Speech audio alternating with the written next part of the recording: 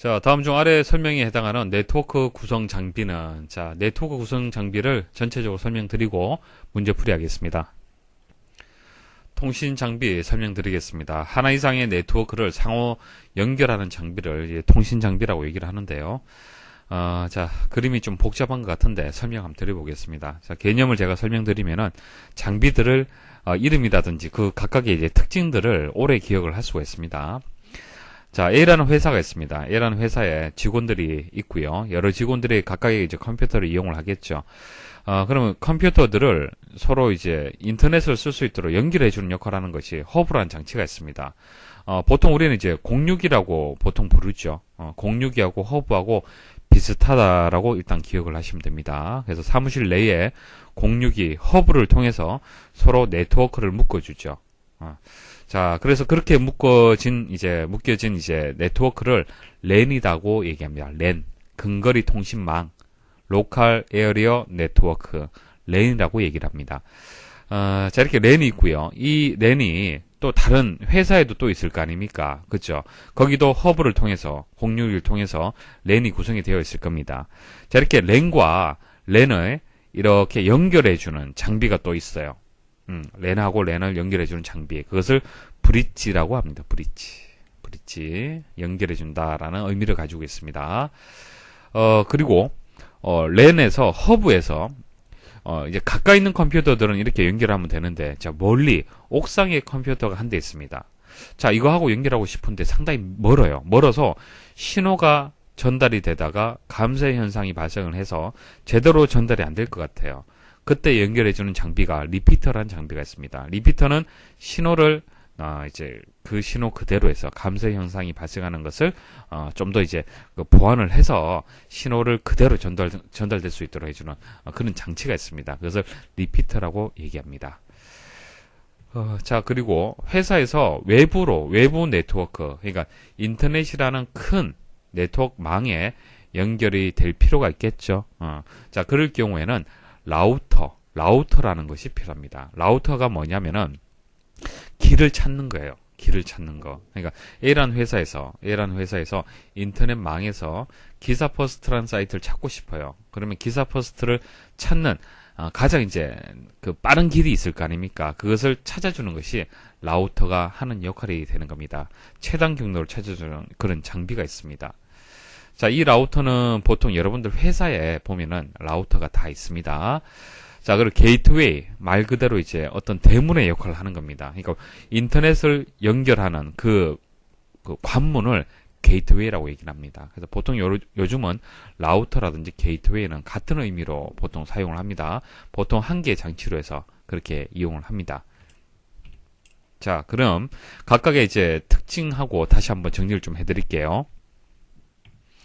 자, 개념은 아시겠죠? 그림이 이제 머리에서 그려지는데, 특징은 이제 시험에 이렇게 나오기 때문에 여러분들이 아셔야 되는 거예요. 자, 허브는 컴퓨터 연결 장치가 되는 겁니다. 오른쪽에 보시면은 허브라는 것이 바퀴의 중심을 뜻하는 겁니다. 이게 허브예요. 중심. 각 컴퓨터들을 이렇게 연결해 준 겁니다. 자, 이런 구조를 우리는 성형 구조라고 얘기를 하죠.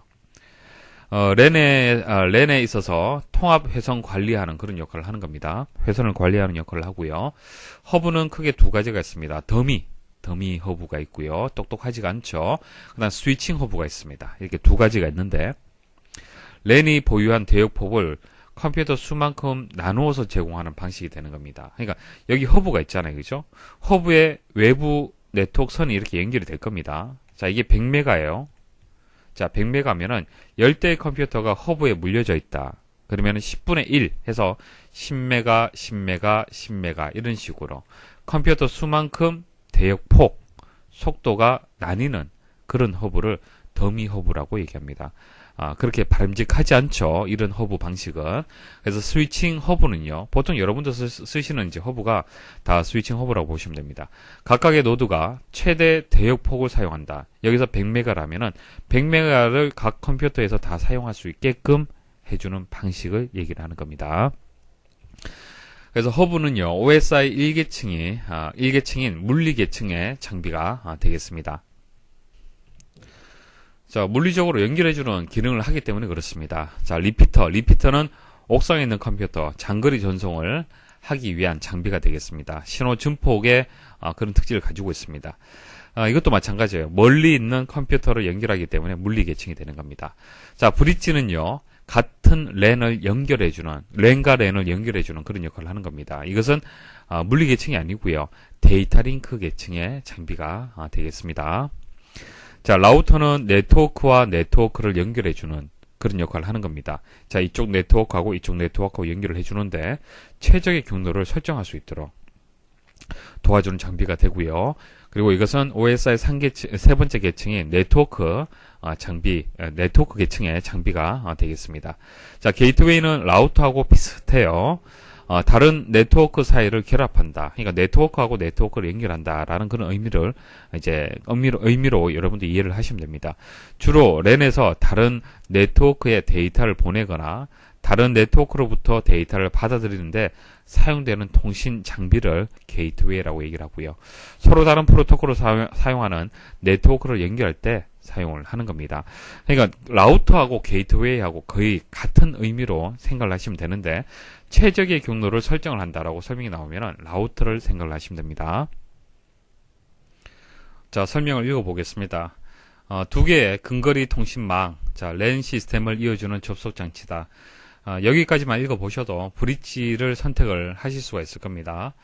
양쪽 방향으로 데이터 전송만 해줄 뿐 프로토콜 변환 등 복잡한 처리는 불가능하다. 네트워크 프로토콜과는 독립적으로 작용하므로 네트워크에 연결된 여러 단말들의 통신 프로토콜을 바꾸지 않고도 네트워크를 확장할 수 있다. 그러니까 브릿지는 동종의 랜을 연결하는 겁니다. 그러니까 같은 종류를 이제 연결하는 장치가 브릿지가 되는 겁니다. 그러니까 복잡한 이런 프로토콜의 변화라든지 이런 처리는 할 수가 없어요. 그러니까 만일 랜의 종류가 다르다, 그 방식, 프로토콜이 다르다라면은 서로 이제 프로토콜을 또 바꿔줘야 되는 겁니다. 그때는 브릿지를 이용할 수가 없습니다. 같은 종류의 랜을 연결할 때만 브릿지를 이용을 할 수가 있는 겁니다. 자, 나머지 한번 보도록 할게요. 간단하게. 라우터는 이제 최적의 경로 설정이라는 얘기가 나오면 라우터가 되고요. 자, 스위칭 허브는 이제 연결을 해주는 것이죠. 컴퓨터로 연결을 하는데 최대 대역폭을 그대로 사용할 수 있는 이제 장치가 되겠습니다. 자, 모뎀은 변복조 장치라고 얘기를 하는데요. 컴퓨터 같은 경우에는 이제 디지털 데이터를 처리를 하는 거잖아요. 그래서 과거에 전화선을 이용을 했을 때는 전화선은 이제 아날로그 회선입니다. 이 디지털 데이터를 아날로그 회선에 실어서 보내야 되는데 그것을 이제 변환해줘야 될 변환할 수 있는 이제 장치가 필요했는데 그 장치가 이제 모뎀이 되는 겁니다. 그래서 디지털을 아날로그로 바꾸고요. 자, 아날로그 회선으로 이제 전송한 이 데이터를 다시 컴퓨터에서 처리하기 위해서는 또 디지털로 바꿔줘야 됩니다. 그때 또 모뎀이 필요한 것이죠. 그래서 모뎀은 컴퓨터 내부의 디지털 신호를 컴퓨터를 통해 전송할 수 있도록 아날로그 신호로 변조해주고 전화선을 통해 전송된 아날로그 신호를 컴퓨터 내부에서 처리할 수 있도록 디지털 신호로 복조해주는 장치, 그래서 변복조 장치를 모뎀이라고 하는 겁니다.